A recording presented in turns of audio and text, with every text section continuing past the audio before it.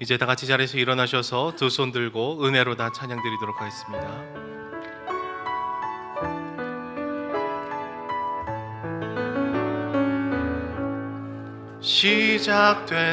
시작됐네. 우리 주님의 능력이 나의 삶을 다스리고 새롭게 하네. 자유하네. 죄와 사망으로부터 나의 삶은 변하고나 충만하네. 은혜로다. 주의 은혜 한량없는 주의 은혜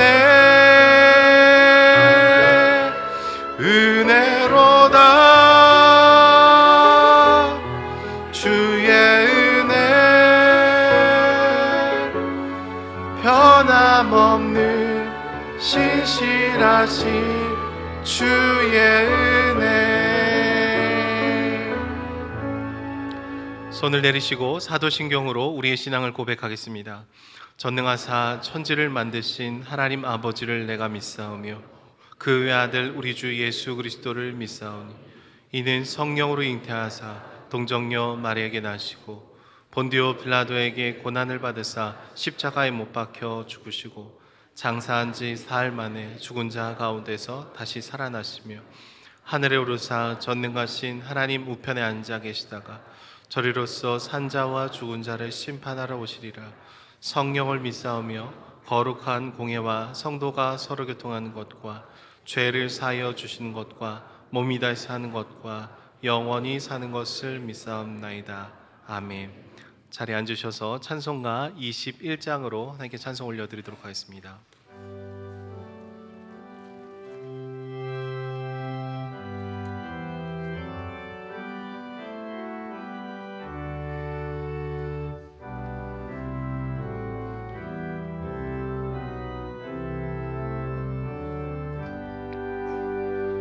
다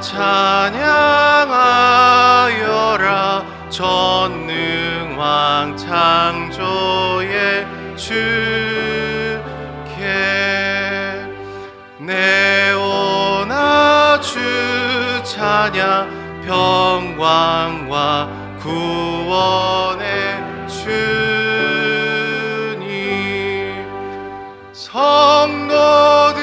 성도들아 주 앞에 이제 나와 즐겁게 찬양하여라. 다 찬양하여라. 놀라운 만유의 주께 포근한 날개미 늘 품어 주시는 주님. 성도들아 주님의 뜻 안에서 내 소원 다 이루리라. 다 찬양하여라. 온 몸과 마음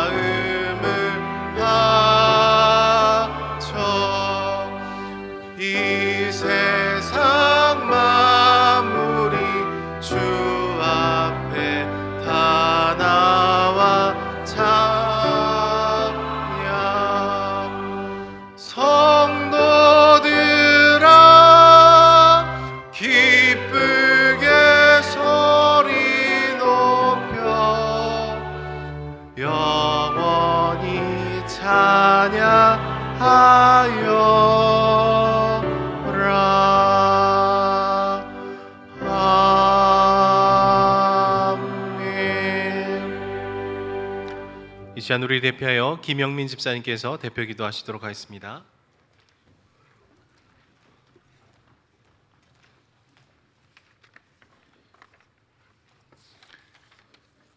다 같이 기도드리겠습니다.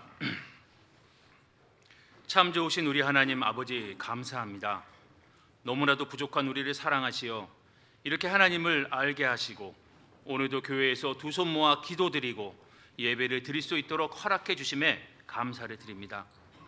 지난 한 주간도 직장에서, 가정에서, 학교에서 열심히 땀 흘리고 수고하고 이제 그 지친 몸과 영혼으로 주님께 나와서 머리 숙인 모든 성도들에게 주님께서 은혜의 은혜를 내려주시고 지금의 모든 어려움을 넉넉히 감당할 뿐만 아니라 은혜의 향기가 차고 넘쳐 우리를 바라보는 믿지 않는 사람들이 우리로 인해 하나님을 바라볼 수 있는 은혜 내려주시기를 간절히 기도드립니다.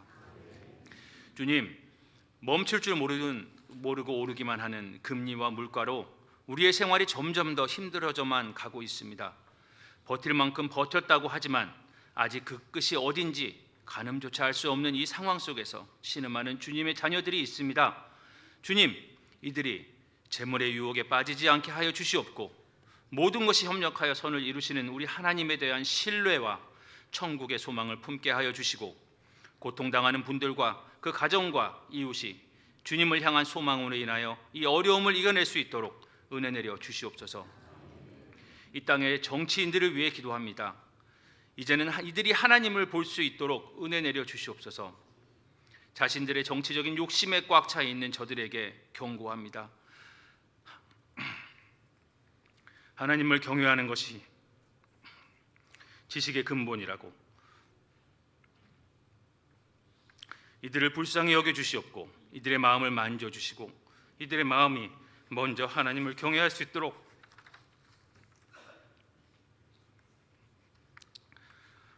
함께하여 주시옵소서. 지금도 지구 곳곳에서 인간들의 잘못된 믿음과 욕심으로 인하여 전쟁이 그치지 않고 있습니다.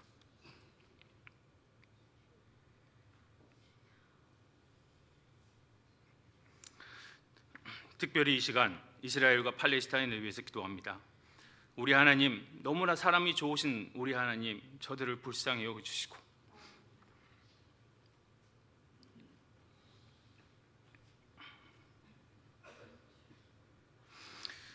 저들의 군대와 무기가 아니라 주님에 대한 소망만이 전쟁을 끝내고 저들을 바라보는 우리 모두에게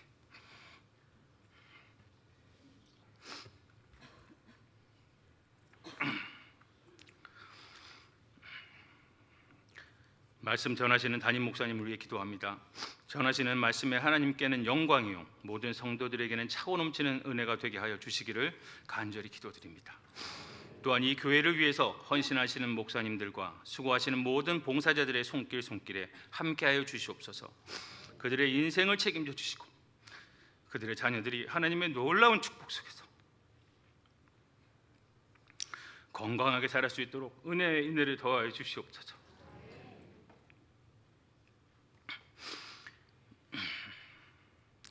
예배드리는 모든 선동님들에게 함께하시어 하나님이 주시는 한량없는 은혜와 따뜻한 평화가 지금 이 시간 머리 숙여 기도하는 모든 가정에 함께하기를 간절히 기도드리며 이 모든 말씀 우리의 대장 되시는 예수님 이름으로 기도합니다.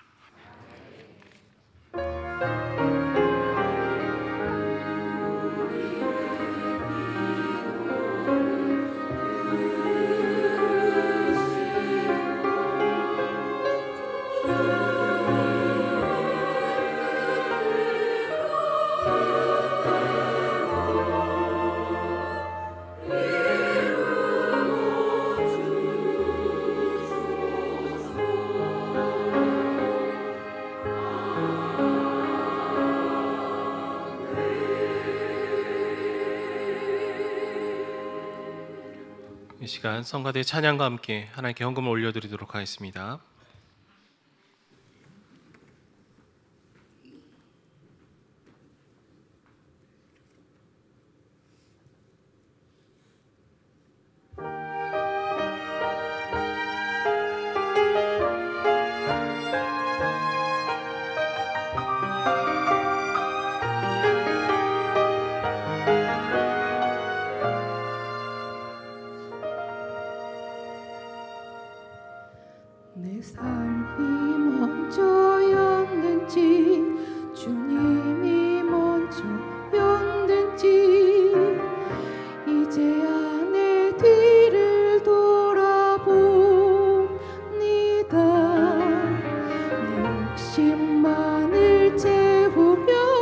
주 십자가의 보혈을 잊고 살았는지.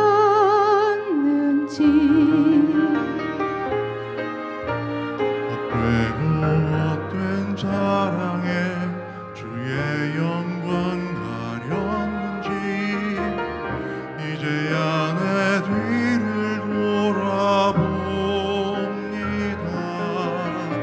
나의 교만과 욕심이 찬란한 주의 영광을 가리고 살았는지.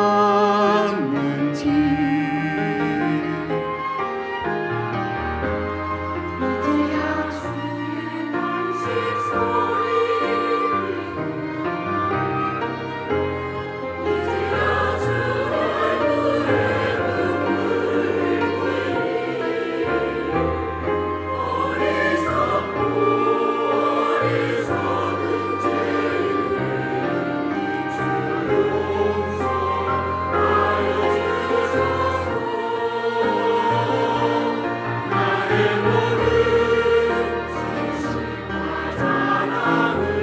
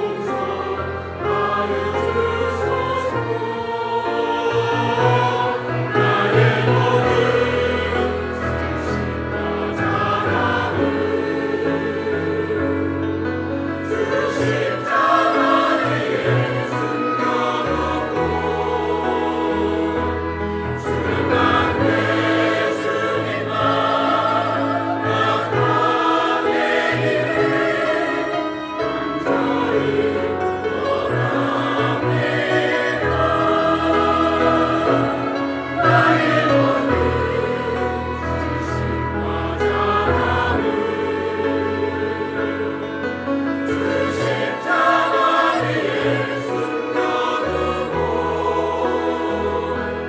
주님만 내 주님만 나가게 이래 간절히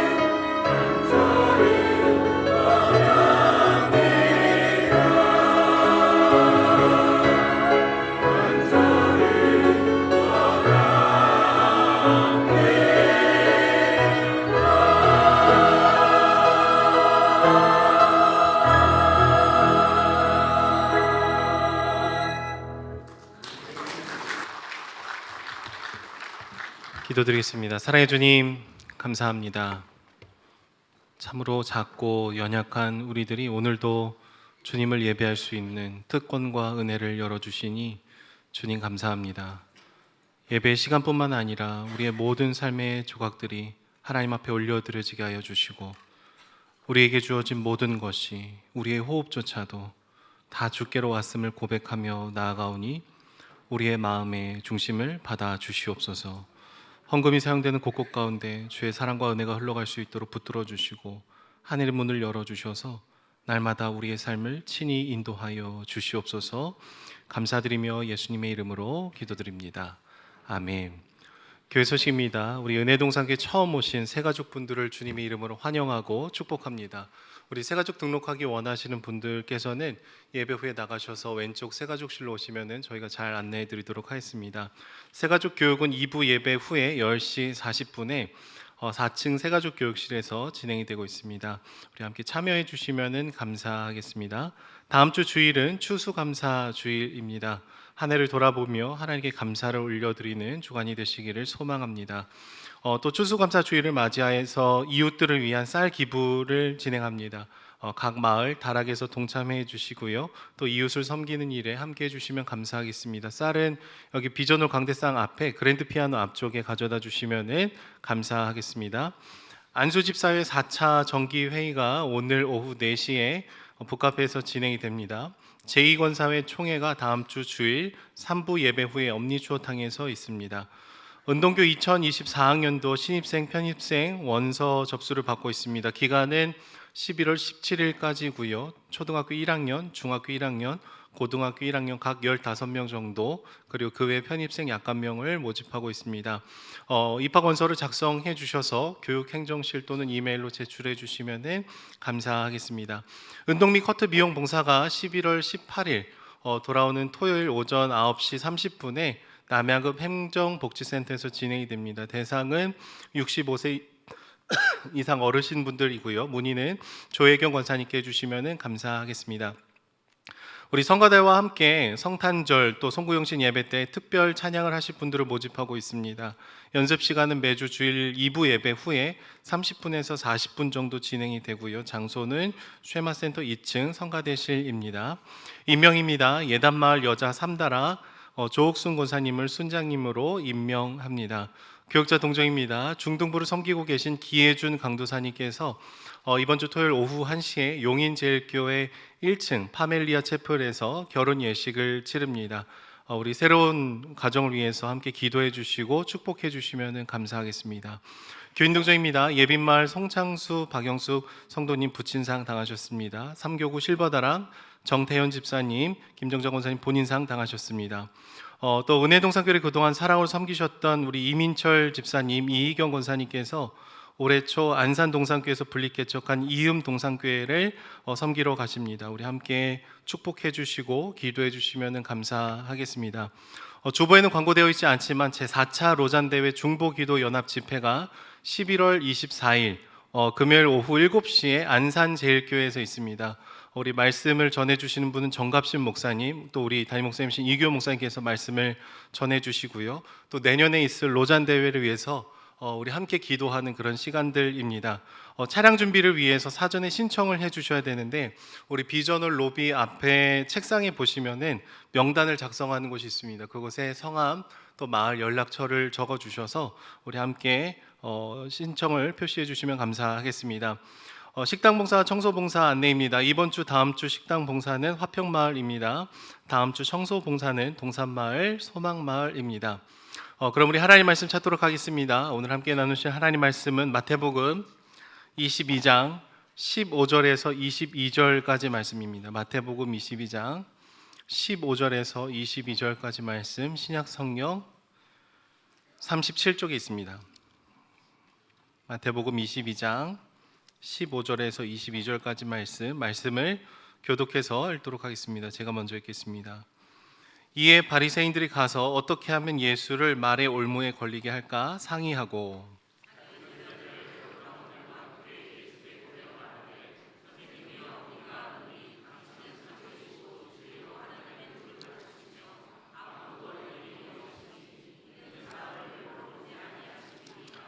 그러면 당신의 생각에는 어떠한지 우리에게 이르소서. 가이사에게 세금을 바치는 것이 옳으니까 옳지 아니하니까 하니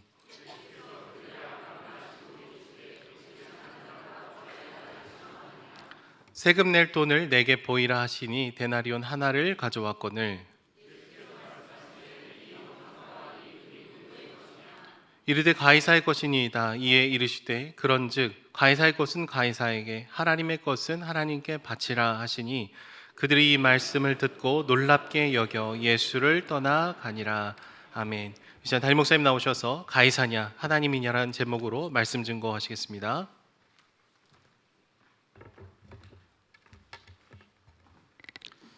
탈무드에 보면 이런 이야기가 나옵니다.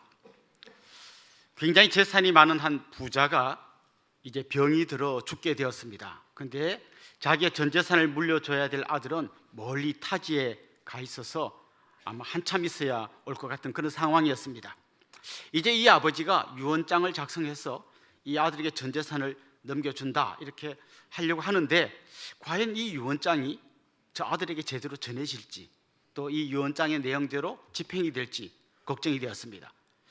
그래서 이 아버지가 깊이 고민하다가 한 가지 생각이 떠올라서 아주 특별한 유언장을 작성했습니다. 자기가 아주 신뢰하던 한 종을 불러가지고 그 유언장의 내용을 보여주면서 이 유언장을 내 아들에게 꼭 잘 전해주라 이렇게 이야기를 했습니다. 그리고 이 유언장이 좀 더 신뢰를 얻게 하기 위해서 증인으로 랍비 한 명을 불렀습니다. 그 유언장에는 두 가지 유언이 적혀 있었습니다. 나의 전 재산을 이 종에게 다 물려준다, 첫 번째. 두 번째, 내 아들은 이 전 재산 중에 딱 한 가지만 선택할 수 있다. 이게 유언장의 내용이었습니다. 오랜 세월이 지나서 그 아들이 돌아올 때까지 이 종은 너무 가슴이 벅찼습니다. 이게 전부 이제 자기께 된 겁니다. 그래서 잘 관리하고 다듬고 정돈하고 그러고 있다가 드디어 아들이 돌아왔습니다. 그 정인이 되던 랍비를 불러가지고 이제 세 사람이 같이 그 유언장을 공개했습니다. 아들이 보니까 아버지가 자기 전 재산을 종에게 다 물려주고 아들한테는 딱 한 가지만 준다고 한 거예요. 아마 이 이야기를 아는 분들도 있을 겁니다. 이 아들은 뭘 골랐을까요? 예, 그 종을 선택했습니다. 나는 이 종 한 명만 선택하겠다. 그럼 여러분 이게 어떻게 됩니까? 전 재산은 종의 건데 이 종은 주인의 것이니까 결국은 모든 게 다 이 주인의 아들 것이 되는 아주 기가 막힌 유언을 했고, 그 아들은 지혜롭게 아버지의 뜻을 파악하고 그 종을 딱 골랐던 거죠. 오늘 본문을 이해하는데 방금 제가 말씀드린 이 이야기가 참고가 될 것 같습니다. 오늘 본문에 이런 이야기가 나옵니다. 예수님을 올무에 빠지게 하기 위해서 헤롯 당원들과 바리새인들이 같이 예수님을 찾아옵니다. 우리 생각에는 뭐 사람들이 예수님을 찾아왔구나 생각하겠지만 헤롯 당원과 바리새인들은 물과 기름 같은 사이였습니다. 헤롯 당이라는 사람들 어떤 사람들인가 하면 친로마주의자였습니다. 로마가 임명한 그 헤롯 옆에 빌붙어 가지고 딸랑딸랑 거리던 그런 사람들, 우리나라로 치면 옛날에 친일파 같은 사람들이에요.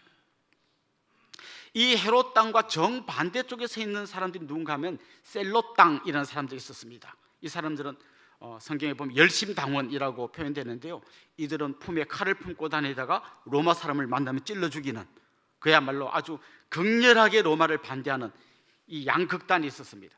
그럼 바리새인은 어디쯤 있나 하면 이 양극단에 있는 셀롯 당까지는 안 가지만 그 중간쯤에 있는 로마를 무척 싫어하는 바로 그런 사람들이었어요. 그러니까 로마를 굉장히 싫어하는 바리새인과 친로마주의, 완전히 로마의 딸랑이였던 헤롯 당이 같이 만나서 예수님을 찾아왔습니다. 중국의 고사성어에 보면 오월동주라는 말이 있습니다. 오나라하고 월나라는 완전히 원수지간인데, 오나라 사람 월나라 사람 둘이 배를 타고 가다가 풍랑을 만나니까 그 원수지간인 걸 잊어버리고 막 서로 이 위기를 헤쳐나가려고 막 애를 쓴다는 그런 내용이죠. 마치 그 오월동주의 이야기처럼 이 헤롯 당원들과 바리새인들이 한 마음이 되어서 예수님을 올무에 걸려고 찾아온 겁니다. 그리고 이제 예수님에게 이야기를 건넵니다. 선생님, 우리가 아노니 당신은 참되시고 진리로 하나님의 도를 가르치시며 아무도 꺼리는 일이 없으시니 이는 사람을 외모로 보지 아니하심이니이다. 무슨 말인가 하면 예수님을 붕 띄웁니다. 실제로 마음에는 요만큼도 그런 마음이 없지만 립 서비스를 하는 거죠.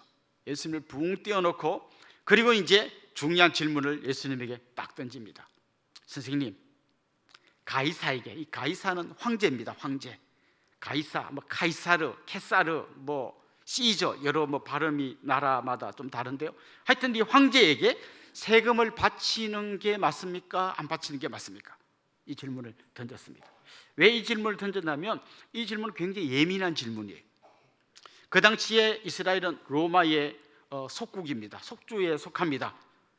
그래서 그 당시에 인두세라 해가지고 로마의 속주에 속하는 모든 나라들은 사람 머리 하나당 세금을 다 내야 되는 거죠.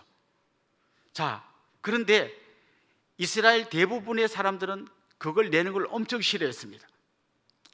우리도 하나님의 선민인데 왜 저 이방인 황제에게 세금을 내야 되나, 마음에 굉장히 그 싫어하는 마음이 있었어요.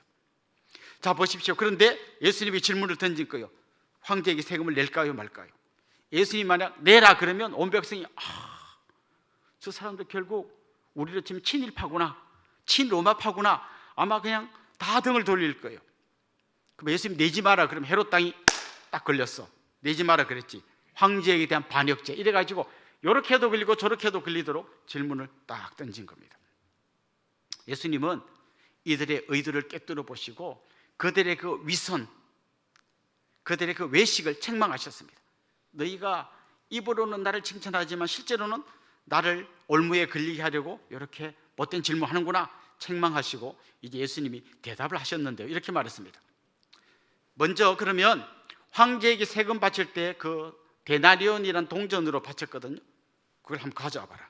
그때 어떤 사람이 데나리온을 딱 내놓습니다. 물어봅니다.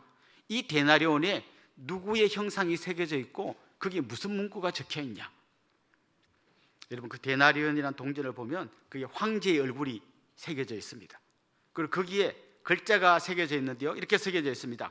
티베리우스 카이사르 신적인 존재 아우구스투스의 아들. 뭐 이게 말이 좀 긴데요, 좀 알기 쉽게 말하면 신의 아들 황제라고 적혀 있는 거예요. 그럼 신의 아들 황제니까 황제는 족보가 어떻게 돼요? 자기도 신이라는 거예요.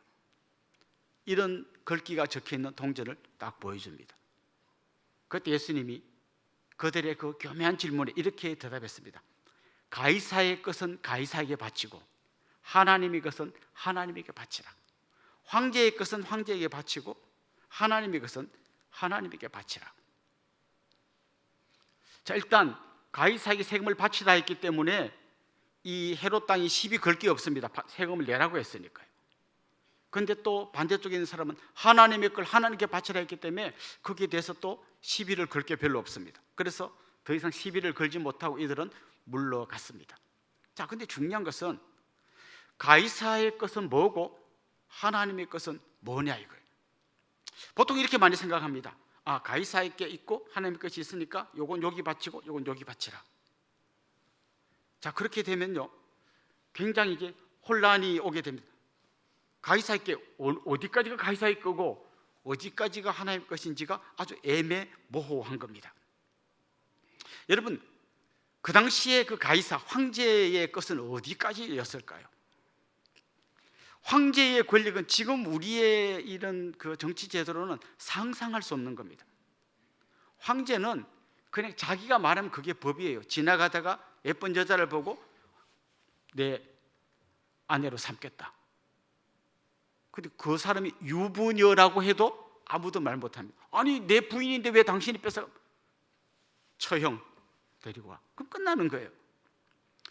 요즘 강아지 키우는 분들 많이 계시잖아요. 강아지가 새끼를 낳아서 4마리를 낳았어요. 그래서 이걸 다 못 키우니까 이웃집이 한 마리씩 다 나눠줬습니다. 그러면 그 어미 강아지가 막 울면서 주인한테 내가 낳은 새끼를 네가 무슨 권리로 딴 사람에게 주냐 막 안 만지줘도 주인이 눈도 깜짝하면 아니 내 강아지를 내가 낳았으면 네가 왜 그러냐. 꼭 이와 같은 거예요. 황제의 권력은 절대 권력이에요. 그가 손가락 하나를 내리면 사람의 목숨이 날아가고 올리면 살아나는 거예요. 옆에 좀 걸거적거리는 나라가 있으면 없어요. 그러면 가서 그냥 그 나라를 완전히 초토화시키는 거예요. 절대 권력을 가졌어요. 절대적인 힘을 가졌어요. 그의 말 한마디에 모든 게 다 자기 거예요. 황제의 것은 어디까지입니까?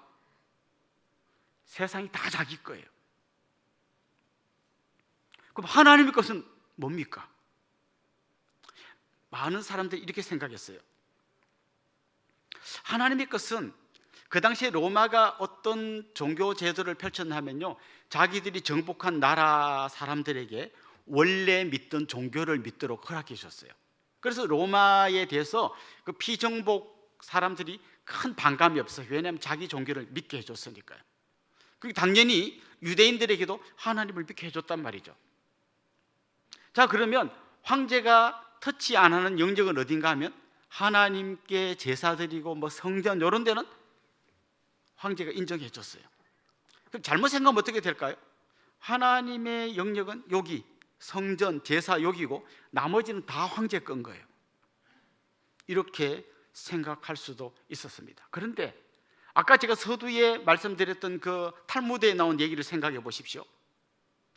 모든 게 다 종의 것인데 종 위에 주인의 아들이 있잖아요. 똑같은 거예요. 모든 게 다 황제의 건데 황제 위에 하나님이 계시다는 거예요.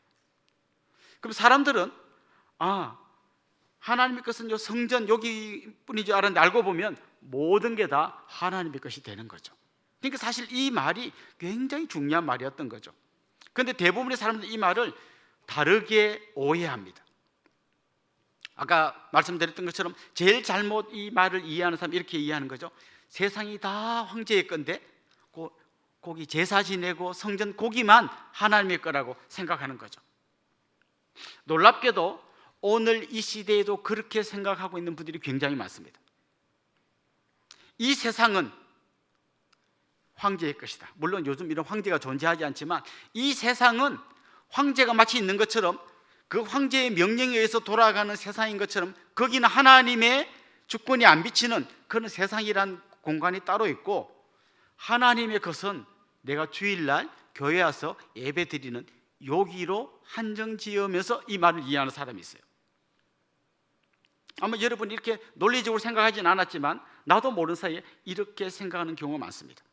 그러니까 내가 하나님을 섬기는 영역은 어디냐? 주일날 교회 딱 와서 주차장에서 내려서부터 예배당에 들어온 그때 시작해가지고 내 온 마음과 정성을 다해 하나님을 예배하고 찬송하고 기도하고 은혜 받고 저 예배당 문을 나서는 순간부터 나는 다시 세상이라고 하는 그곳에서 들리는 목소리에 순응하며 나는 살아가는 경우가 많이 있는 거죠.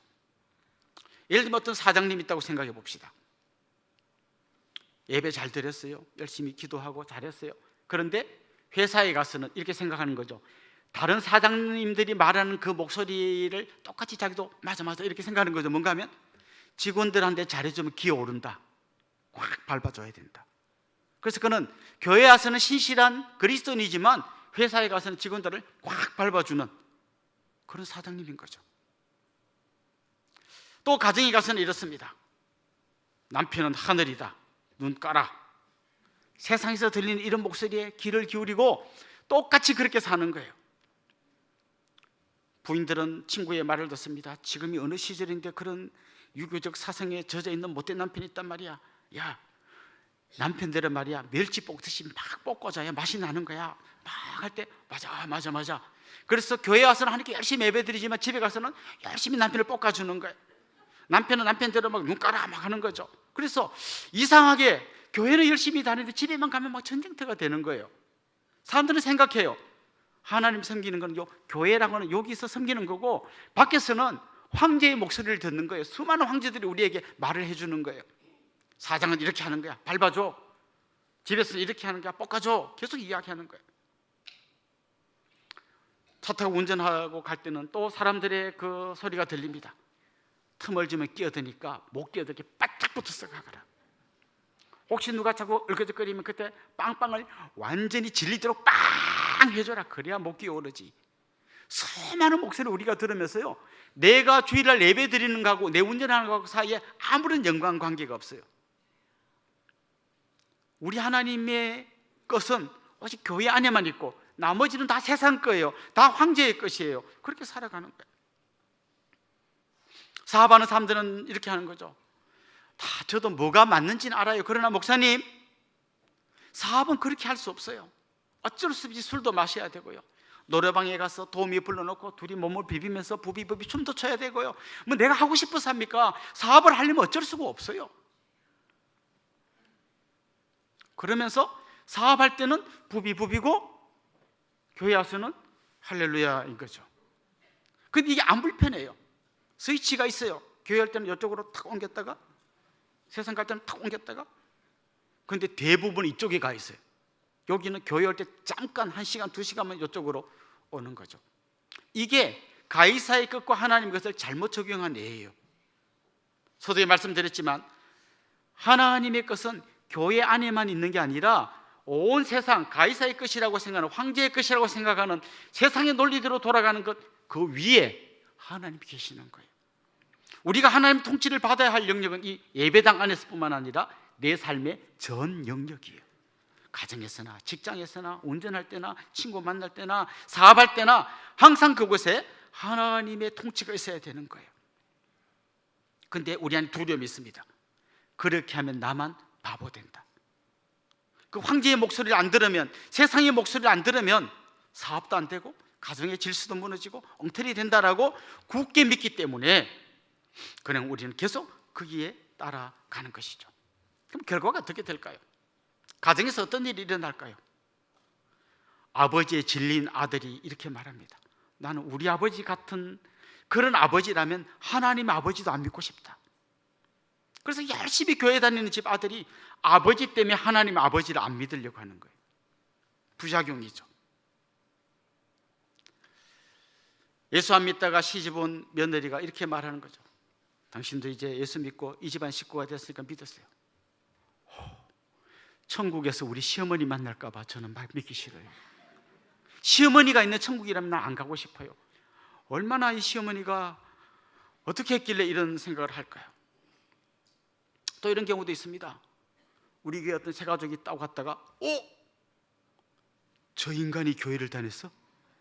우리 회사의 꼴통, 맨날 나를 갈구고 막 못된 짓만, 내가 교회를 잘못 왔구나, 이럴 수도 있어요.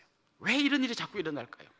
우리가 하나님의 것을 요만하게 만들어 놓고 나머지는 다 가이사의 것, 황제의 것, 세상의 것으로 다 바꾸었기 때문이에요. 또 이 말씀을 잘못 적용하는 또 다른 애는 이런 게 있습니다.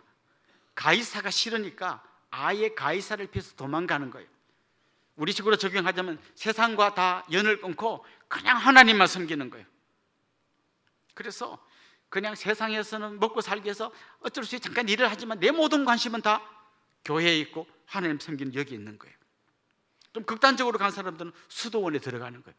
아침에 눈 뜨면 찬송하고 중간에 기도하고 또 말씀 읽고 찬송하고 기도하고 말씀 읽고 그것만 하는 거예요. 뭐 세상에 무슨 전쟁이 일어났는지 뭐 누가 죽었는지 뭐 대통령이 바뀌는지 아무 관심도 없어요. 나는 오직 하나님만 섬기며 살겠다는 거죠. 오래된 복음송 중에 이런 복음성이 있습니다. 죄 많은 이 세상은 내 집안이네, 내 모든 보화는 저 하늘에 있네, 천국 문을 열고 나를 부르네, 나는 이 세상에 정들 마음 없어요. 이건 굉장히 은혜로운 찬송 같지만 가만히 생각해 보십시오. 나는 이 세상은 내 집이 아니고 나는 저 천국만 바라고 나는 여기에 아무 관심도 없습니다. 만약 이 찬송이 진짜 맞다면 우리는 제일 좋은 걸 빨리 죽어서 천국 가는 거예요. 이 세상에 있을 아무런 이유가 없어요. 그렇다면 여러분, 하나님이 왜 우리를 이 땅에 보내셨을까요? 보내지 말고 그냥 엄마 뱃속에서 다 천국으로 데리고 가버렸으면 제일 좋았을 텐데 왜 이 눈물 많고 죄 많은 이 세상에 우리를 보냈을까요? 이 땅에서 내가 해야 될 사명이 있기 때문이에요. 우리가 막 하나님 섬긴다는 그 이유로 세상을 하고 등지고 살다 보면 이 세상 가운데서 내가 하나님의 자녀로서 살아야 될 사명을 다 잊어버리고 왜곡된 신앙생활을 하는 거예요. 저는 여러분이 교회 와서 기도하는 것 이상으로 집에 가서 청소 열심히 하고 설거지 잘하고 해야 된다 생각해요. 여러분이 교회에서 기도하는 것 이상으로 회사에 가서 열심히 일해야 되고 정말 옆에 있는 한 사람 한 사람을 주님의 마음으로 섬겨야 한다고 생각합니다. 그게 진짜 하나님의 사람의 삶의 방식인 거죠. 강도 만난 이웃을 위해서 정말 자기 것을 희생했던 선한 사마리아 사람처럼 우리 곁에 있는 이웃, 하나님 나에게 붙여주신 가족들, 내가 일하는 그 회사의 일터, 그리고 내가 대한민국 국민으로서 이 땅에 살아가는 어떤 이유, 그리고 하나님이 이 화성 땅에 나를 보내주신 중요한 어떤 사명, 이런 걸 날마다 생각하면서 살아야 하는 거예요. 에스더는 왕비였지만, 그래서 정말 세상의 모든 권력을 다 가지고 평안한 삶을 살 수 있었지만 어느 순간 죽으면 죽으리라 하고 왕위에 나가서 자기 민족을 살려달라고 탄원합니다. 만약 그녀가 그걸 잊어버리고 그냥 하나님의 영역을 요만한 걸로 축소시켜 놨다면 자기 민족이 죽고 말건 자기는 편안하게 궁궐에서 잘 살았을 거예요. 느헤미야는 왕의 술 맡은 관원이 되어서 정말 수상궁이라고 하는 아름다운 궁궐에서 평안한 삶을 살았지만 하나님께서 자기가 주신 사명을 깨닫고 저 폐허의 땅 다 불타버리고 황폐화된 예루살렘을 향해서 떠나갑니다. 그렇습니다. 우리에게는 이 땅을 살아가면서 우리가 감당해야 될 하나님이 맡기신 사명이 있는 겁니다. 그런데 가이사가 싫어서 도망가다 보면 엉뚱한 종착지에 도착하게 되는 거죠. 또 이 말씀을 잘못 적용하는 또 다른 예는 이런 겁니다. 가이사를 전복시켜 버리는 거예요. 그 당시에 앞에서 말씀드렸던 셀로 땅들, 칼을 품고 다니면서 로마 사람만 만나면 찔러 죽이던 이 사람들의 생각은 이 가이사 저 황제의 저런 나쁜 놈을 다 쫓아내고 이 땅에 독립을 이루어야 한다. 이 그들의 생각이었어요. 이건 셀로 땅의 생각일 뿐만 아니라 대부분의 그 당시에 이스라엘 백성들의 공통된 생각이었어요. 셀로 땅처럼 칼을 품고 남을 찔러 죽이진 않지만 그래도 예수님이 오셨으니까 예수님이 저 로마 사람들 다 쫓아내고 우리에게 독립을 가져다 주기를 원했어요. 지금도 가이사와 하나님과의 관계를 이렇게 생각하는 사람들이 있습니다. 대표적으로는 1970년대 80년대 이럴 때요, 저 남미에 그때 막 독재 정권이 엄청 그 백성들을 힘들게 할 때 저런 놈들 다 쫓아내고 이 땅에 진짜 하나님 통치가 이루어지게 해야 된다, 그런 생각을 하는 분들이 있었어요. 그런 분들을, 그런 신학을 해방신학이라고 불러요. 이 민중들을 해방시켜야 한다. 그래서 수많은 신학자, 목사님, 신부들이요 총 들고 정부군과 싸웠습니다. 저 다 죽이고 이 땅에 진정한 민주주의 국가를 건설해야 된다. 우리나라에서도 1970년대 80년대에 그 해방신학이 우리나라로 들어와서 민중신학이라는 이름으로 그때 우리나라 독재 정권이 있었잖아요. 저런 놈들 싹 물리치고 이 땅에 진정한 민주주의를 이루어야 된다, 그런 생각하는 사람들이 있었어요. 그런데 이들의 문제는 뭔가 하면 그 민중들의 아픔을 생각하는 까지는 맞지만 나중에 보면 그들 안에 복음이 없어요. 총 들고 다니면서 독이 올라가지고 저 자식들 다 그냥 다 때려 죽여야 된다, 요 악만 남았지 마지막에 가면 복음이 없어져 버려요. 만약에 이게 맞는 길이라면 예수님은 그때 백성들의 열렬한 지지를 받고 있는 그 힘을 빌어서 로마를 쫓아내고 독립을 이루어서 할게요. 그런데 예수님의 관심은 거기에 있지 않았습니다. 자, 이렇게 가이사와 하나님의 관계를 오해한 잘못된 적용들이 있단 말이죠. 그럼 우리는 어떻게 이 말씀을 이해해야 될까요? 첫 번째는 세상의 권세에 대해서 우리가 어떻게 대해야 하는지를 생각해 봐야 됩니다. 방금 말씀드렸던 것처럼 가이사가 세상의 모든 걸 가졌는데 그 위에 하나님이 계셔요. 이 가이사를 세우신 분도 하나님이셔요. 거꾸로 말하면 이 가이사를 무너지게 할 수 있는 분도 하나님이셔요. 하나님 한 왕을 세우기도 하고 한 왕을 내치기도 하셔요. 한 지도자를 세우기도 하시고 한 지도자가 몰락하게 만드실 수 있어요. 성경에 보면 벨사살 왕이라고 하는 그 바빌론이 아주 힘 있는 왕이 잔치를 벌인 장면이 나옵니다. 예루살렘 성전에서 빼앗아온 그 하나님의 성전에 쓰는 기물을 갖고 거기다 술을 부어서 먹고 마시면서 짠하면서 정말 자기의 그 권세와 영광을 즐기던 왕이 있었습니다. 그런데 갑자기 벽에 손가락이 하나 나타났어요. 그리고 글자를 막 쓰는 거예요. 메네 메네 데길 우바르신, 풀이하면 이런 거예요. 하나님의 저울에 달아보고 달아봤는데 너 함량 미달이야. 그날 밤에 벨사살 왕이 쫓겨났습니다. 그러니까 이 지도자를 세우고 쫓아내고 하는 모든 힘이 하나님에게 다 있다는 거예요. 우리는 그걸 믿음으로 고백하는 거예요. 그리고 그 지도자를 세우신 하나님께서는 이 지도자를 통해서 이 땅의 질서를 잡아가기를 원하는 걸 우리가 인정하고 그의 권세를 따라주는 거예요. 바울은 로마서 13장 1절 2절에서 이렇게 말했습니다. 각 사람은 위에 있는 권세들에게 복종하라. 권세는 하나님으로부터 나지 않음이 없나니 모든 권세는 다 하나님께서 정하신 바라. 그러므로 권세를 거스르는 자는 하나님의 명을 거스름이니 거스르는 자들은 심판을 자취하리라. 그럼 건너뛰어 7절에 이런 말씀이 나옵니다. 모든 자에게 줄 것을 주되 조세를 받을 자에게는 조세를 바치고 관세를 받을 자에게는 관세를 바치고 두려워할 자를 두려워하며 존경할 자를 존경하라. 그러니까 이 세상의 권력에 대해서도 인정해 주라는 거예요. 베드로 사도는 이렇게 말했습니다. 베드로전서 2장 13절 14절에 보면 인간의 모든 제도를 주를 위하여 순종하되 혹은 위에 있는 왕이나 혹은 그가 악행하는 자를 징벌하고 선행하는 자를 포상하기 위하여 보낸 총독에게 하라. 이 땅의 권세자들에게 우리가 순응해가며 이 질서를 따라야 한다고 이야기하는 거예요. 그러나 분명히 한계가 있습니다.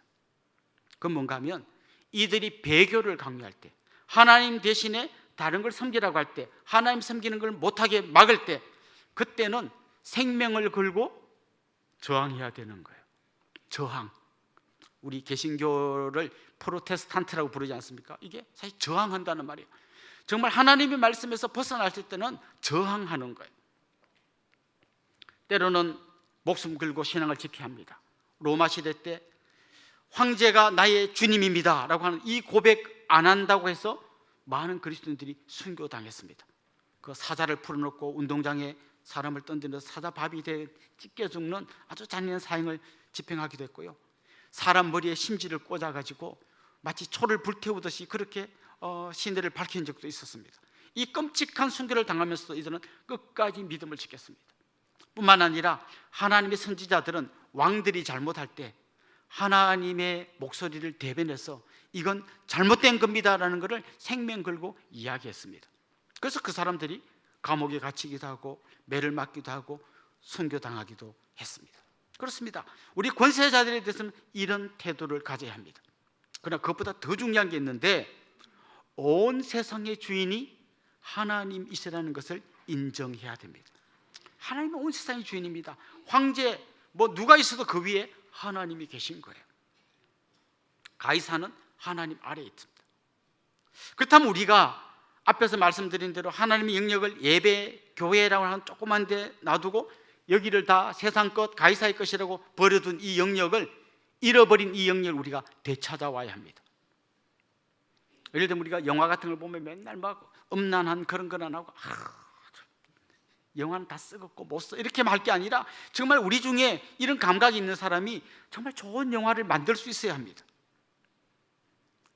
음악, 뭐 뉴에이지 음악, 뭐 이상한 음악 싫어가 아니라 정말 이 음악 한 곡으로 한 사람의 심령에 놀라운 감격을 불러일으킬 그런 음악을 만들어야 합니다. 하나님이 천지를 창조하면서 보시기에 좋았던 그 아름다운 미를 회복하기 위해서 미술하는 분들이 그런 그림을 그려야 합니다.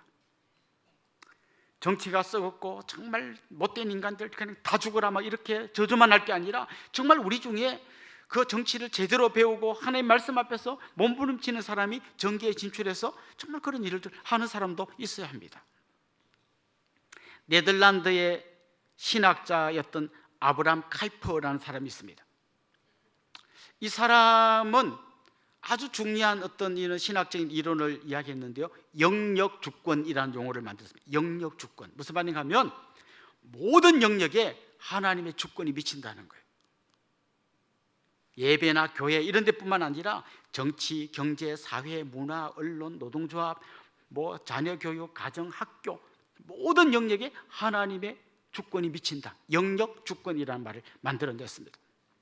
실제로 이 아브라함 카이퍼는요, 이 모든 영역에서 굉장히 두각을 드러냈습니다. 그는 신문사에서 아주 똑똑한 편집장이기도 했고요, 자유대학이라고 하는 대학을 설립한 설립자이기도 했고요, 목사님이셨고요, 보통 우리가 개혁주의 3대 신학자라고 부르는 아주 탁월한 신학자이기도 했습니다. 더 놀라운 건 이 사람이 나중에 정계에 진출했고요, 네덜란드의 총리가 되었습니다. 그래서 많은 사람들이 이 아브라함 카이퍼를 이렇게 부릅니다. 아브라함 카이퍼는 10개의 머리와 100개의 손을 가진 사람이다. 그러나 이 모든 영역 중에 하나도 하나님의 주권이 미치지 않는 영역은 없다. 이건 가이사의 거고 이건 세상 거고 버려둘 영역은 단 하나도 없다는 거예요. 모든 영역에서 하나님의 주권이 드러나고 모든 세상이 하나님의 세상임을 드러내야 한다, 이렇게 이야기했던 거죠. 전 여기 있는 우리 성도님들의 직업이 매우 다양하다는 것을 보고 놀란 적이 있습니다. 우리 교회는 저 연구소에 박사님도 계시고 소 키우는 분도 계시고 닭 키우는 분도 계시고 또 평범한 셀러리맨도 계시고 시청의 직원도 계시고 또 본업이 전업주부인 분도 계십니다. 근데 이분들 한 분 한 분이요, 지금 내가 서 있는 이 자리는 어쩔 수 없이 내가 감당해야 되는, 돈을 벌기 위해서 가정을 꾸리기 위해서 할 수 없이 하는 일이 아니라 여기가 바로 하나님의 주권이 미치는 자리다.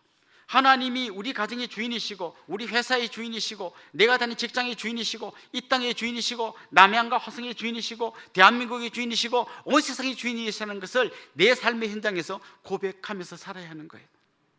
그래서 집에서 밥을 하는 그 주부가 지겨워 언제까지 내가 소뚜껑이나 운전하고, 이게 아니라 하나님, 내가 하는 이 밥을 먹고 우리 남편과 아이들이 힘을 얻고 용기를 얻어서 정말 하루를 승리하며 살게 해주십시오. 간절히 기도하는 마음으로 밥을 해야 되는 거예요.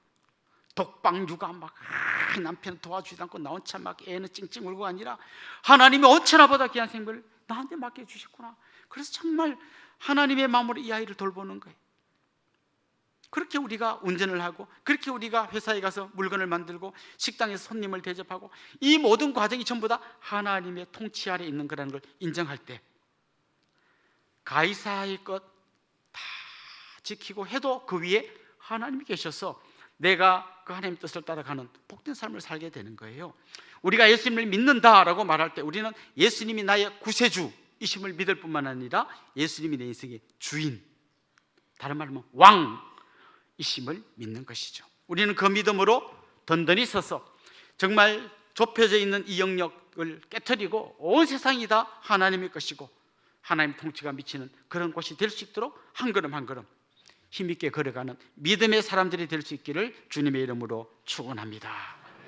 우리 한번 찬양하고 같이 기도하면 좋겠습니다. 주의 손에 나의 손을 포개고,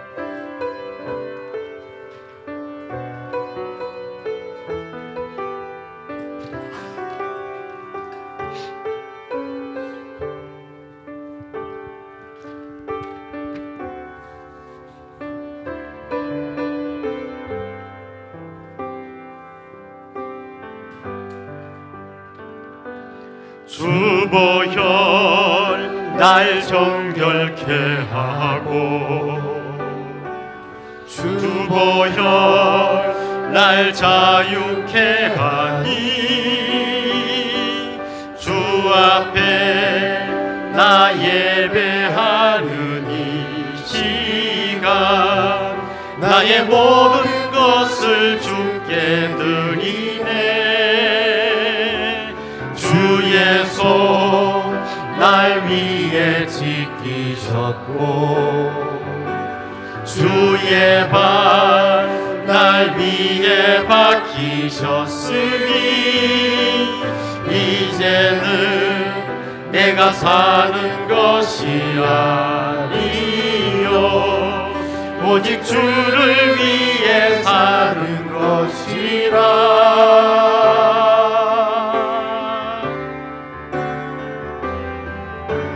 주의 손에 나의 손을 포개고, 또 주의 발에 나의 발을 포개어, 나 주와 함께 죽고 또 주와 함께 살리라. 영원토록 주 위에 살리. 주의 손에 나의 손을 포개고, 주의 손에 나의 손을 포개고, 또 주의 발에 나의 발을 포개어, 나 주와 함께 죽고 또 주와 함께 살리라. 영원토록 주 위에 살리라. 주 위에 살리라. 우리 말씀을 생각하면서 같이 기도합시다. 말씀의 거울에 비춰볼 때 혹시 나는 가이사의 영역, 세상의 영역을 너무 넓게 설정하고 하나님의 영역을 조그맣게 설정하고 있는지, 그렇지는 않는지 한번 돌아보면 좋겠습니다. 온 세상이 하나님의 통치를 받아야 하기에 우리는 가정이나 회사, 친구와의 만남 속에서도 하나님의 백성으로 살아야 하는데 너무 생각 없이 살지 않았는지 돌아봅시다. 그리고 주님께 고백합시다. 주님, 이제 내 삶 전체가 하나님의 통치를 받으면서 살게 해주십시오. 우리 이런 제목을 한번 합심해서 통성으로 같이 기도하도록 하겠습니다. 하나님 아버지, 오늘도 말씀의 거울 앞에 서봅니다. 하나님, 가이사의 것을 너무 넓게 설정하고 하나님의 영역은 교회, 예배 너무나 좁게 설정하였기에 하나님 내 삶 전체가 세상의 목소리, 가이사의 목소리에 따라가는 그런 삶이었음을 주님 앞에 고백합니다. 하나님 아버지, 더 이상 내가 가이사의 자리에 앉지 않게 해주시고 내가 이 땅의 주인이 아닌 걸 고백하게 하여 주시고 세상 사람들이 던지는 수많은 말씀, 이야기들에 내 귀가 쏠리지 않게 하여 주옵소서. 그들 위에 있는 오직 한 분 왕이신 하나님의 음성에 기울이게 하여 주옵시고 그 하나님의 말씀에 순종하며 따라가서 정말 이 세상 모두가 하나님의 통치를 받는 영역이기에 우리 가정에서나 회사에서나 사업장에서나 정말 내가 하는 모든 일 가운데 하나님이 나의 주인이며 나의 왕임을 믿음으로 고백하고 주님과 함께 죽고 주님과 함께 사는 복된 삶 되게 하여 주시옵소서. 하나님 아버지, 하나님의 영역을 너무 좁게 설정하고 나머지 모든 영역을 다 가이사의 영역인 줄로, 세상의 것인 줄로 여기고 살았던 우리의 좁은 눈이 열리게 하여 주시옵소서. 이 땅, 모든 땅이 하나님의 땅이며 이 모든 영역이 하나님의 주권이 미치는 곳임을 믿음으로 고백하게 하여 주시옵고, 그래서 내가 살아가는 가정이나 직장이나 이웃들과의 만남이나 친구들과의 관계 모든 속에서 하나님의 통치가 이루어질 수 있도록 순종하며 사는 하나님의 백성이 되게 하여 주옵소서. 감사하고 예수님의 이름으로 기도드리옵나이다. 아멘. 저를 잠깐 주목해 주시면 좋겠습니다. 같이 좀 축하하고 환영하면 좋겠는데요, 지난주가 자기 생일이었던 분 한번 손 들어볼까요? 네, 집사님 한번 일어나시죠. 또 저 뒤에도 계십니다. 중간에도 우리 장로님 생일이었던 분, 예, 결혼 기념일이었던 분도 한번 손 들고 일어나 볼까요? 지난주 우리 결혼했어요. 네, 우리 뉴질랜드에서 오신 우리 귀한 집사님께서 생일이시다고 합니다. 또요, 혹시나 우리 교회 처음 오신 분, 또 등록하기를 원하는 분, 그런 분도 한번 용기를 내서 한번 손 들어 봅시다. 네, 우리 이분들 주님의 이름으로 환영하고 축복하도록 하겠습니다. 아주 먼 옛날,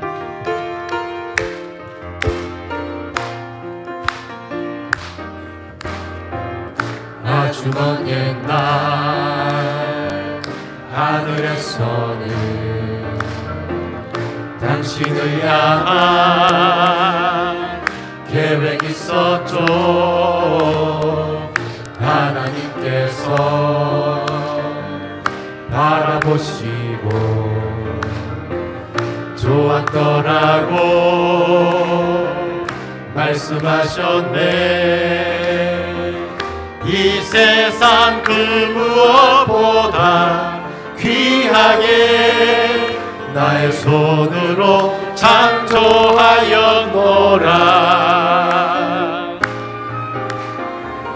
내가 너로 인하여 기뻐하노라.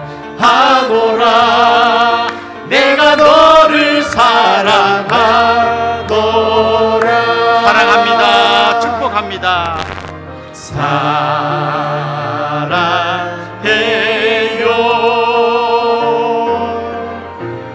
축복해요.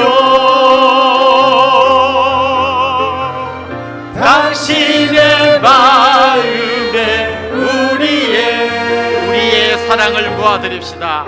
사랑을 드려요.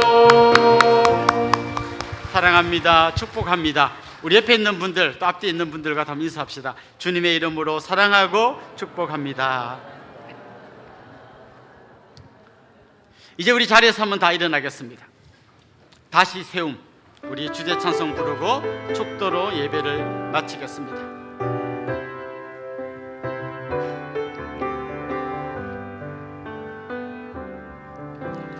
내게 주신 생명 전할 때 열매 맺게 하시고 우리에게 주신 사랑 더할 때 넘치게 하시네. 이끄시는 자리 설 때에 하나님 일하시니 내 안에 기쁨 충만하리라 우리 안에 성령 충만하리라 우리 함께 다시 세워가리 어려움 속에서도 기쁨을 안고 주님 거하신 성전이 되어 그리스도 예수 안에서 함께 지어져 가니 우리 주 예수 그리스도의 은혜와 하나님 우리 아버지의 극진하신 사랑과 성령님의 감화, 감동, 위로, 교통, 충만하심이 사랑하는 주님의 백성들과 그 가정 위에 이제로부터 영원토록 함께 있을지어다. 아멘.